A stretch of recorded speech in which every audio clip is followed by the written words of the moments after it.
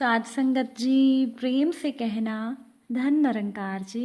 स्वागत है आप सभी का आपके ही चैनल पर। हाजिर हूँ मैं आप सभी के लिए एक नई साखी लेकर। तो चलिए आज की साखी सुनते हैं। साध संगत जी, सुनील जी का एक प्यारा सा परिवार था जिसमें उनकी पत्नी, उनका बेटा और बहू रहते थे। परिवार के चारों सदस्य आपस में बहुत खुश थे। एक दिन सुनील जी ने घर में आते ही अपने बेटे विवेक को एक चाबी देते हुए कहा कि ये लो विवेक, मैंने एक बगल वाली सोसाइटी में तुम्हारे लिए घर खरीदा है। ये सुनकर विवेक हैरान हो गया। अपने पिता सुनील से कहने लगा कि पिताजी, ये आप क्या कह रहे हैं? हम अलग घर में जाकर क्यों रहेंगे? हम तो यहाँ बहुत खुश हैं।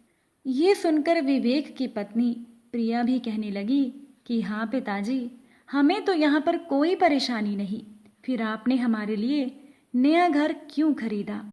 तभी विवेक अपने पिता से कहने लगा कि पिताजी, हर एक माता पिता चाहते हैं कि उनकी औलाद उनके पास रहे, तो फिर आप ये क्यों चाहते हैं कि हम आप लोगों से अलग जाकर रहें? और आपके पास नया घर खरीदने के लिए इतने रुपए कहाँ से आए? तब सुनील ने कहा कि बेटा, बात ऐसी है, हमने तुम्हारी शादी के लिए बहुत कुछ जोड़ कर रखा था, क्योंकि तुम हमारे इकलौते बेटे हो। तुम्हारी शादी के लिए हम दोनों के बहुत अरमान थे कि हम ये करेंगे वो करेंगे, लेकिन वो सारे अरमान धरे के धरे रह गए, क्योंकि तुमने अपनी मर्जी से प्रिया से शादी कर ली। तो शादी में होने वाला मेरा खर्चा बच गया। बस उसी खर्चे से तुम दोनों के लिए मैंने एक नया घर खरीद लिया है। तुम दोनों कमाते हो, दोनों सुबह ऑफिस के लिए निकल जाते हो। उस नए घर की कुछ किश्तें हैं, वो तुम भर दिया करना। कल को तुम्हारे बच्चे होंगे तो उनके भविष्य के लिए तुम्हारा खुद का मकान होना एक बहुत बड़ी बात होगी। ये लो, संभालो अपने नए घर के कागज। ये कहकर सुनील जी ने वो कागज अपने बेटे विवेक को दे दिए। आखिर दोनों ने, विवेक और प्रिया ने पहले तो मना किया, मगर जब सुनील जी अपनी जिद पर अड़े रहे तो दोनों नए घर में रहने के लिए तैयार हो गए। जिस दिन सुनील जी का बेटा विवेक और उनकी बहू प्रिया घर छोड़कर नए घर में गए, उसी रात को सुनील जी की पत्नी सरला ने पति से पूछा कि आपको विवेक को एक नया घर लेकर देने की क्या जरूरत थी? आपको तो विवेक और प्रिया इन दोनों से कोई परेशानी नहीं थी, फिर आपने उन दोनों को दूर क्यों कर दिया? मुझे आपकी ये बात समझ में नहीं आ रही। तब सुनील जी ने अपनी पत्नी सरला से कहा कि ये बात तुम्हें कुछ अजीब लग रही होगी, मगर ये बात बहुत गहरी है। जानती हो सरला, बचपन से ही तुमने अपने बेटे विवेक की हर एक इच्छा को पूरा किया। मेरे मना करने के बावजूद तुमने अपने बेटे को सब कुछ लेकर दिया। इसी वजह से तुम्हारा बेटा विवेक थोड़ा जिद्दी हो गया था और वो हर जगह अपनी मन मर्जी करता था। यहाँ तक कि उसने हमसे पूछे बिना, हमें बिना दिखाए एक दूसरी जाति की लड़की से चुपचाप शादी कर ली। बच्चे बड़े होकर अपनी जिंदगी के फैसले खुद लेते हैं, ये बात बिल्कुल ठीक है, मगर क्या हम दोनों, क्या उसके माता पिता, हम उसके दुश्मन थे जो उसने अपनी पसंद के बारे में हमें बताना भी ठीक नहीं समझा? खैर, मैं यहाँ पर भी तुम्हारे बेटे की बात को बचपना समझ लेता।